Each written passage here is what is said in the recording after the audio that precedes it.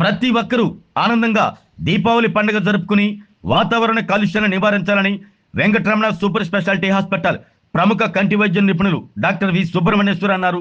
దీపావళి టపాసులు కాల్చేటప్పుడు జాగ్రత్తలు పాటించాలని తెలిపారు.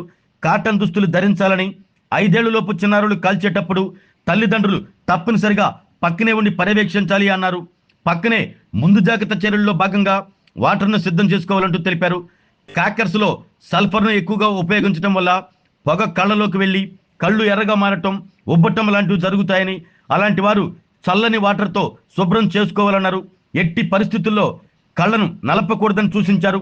కంటికి ఎటువంటి ప్రమాదం జరిగినా వెంటనే డాక్టర్ని సంప్రదించాలని, సొంత వైద్యం చేయకూడదన్నారు. ప్రభుత్వం ఎయిర్ పొల్యూషన్, సౌండ్ పొల్యూషన్ నియంత్రించేందుకు గ్రీన్ క్రాకర్స్ ను ప్రవేశపెట్టిందని, కొనుగోలు చేసేటప్పుడు ప్రతి ఒక్కరూ వాటిని కొనుగోలు చేయటం ద్వారా పొల్యూషన్ నియంత్రించవచ్చని తెలిపారు. దీపావళి పండుగను ప్రతి ఒక్కరూ ఆనందంగా జరుపుకోవాలంటూ డాక్టర్ వి సుబ్రహ్మణ్యేశ్వర్ సూచించారు. ప్రజలందరికీ వెంకటరమణ సూపర్ స్పెషాలిటీ హాస్పిటల్ తరపున దీపావళి శుభాకాంక్షలు తెలిపారు.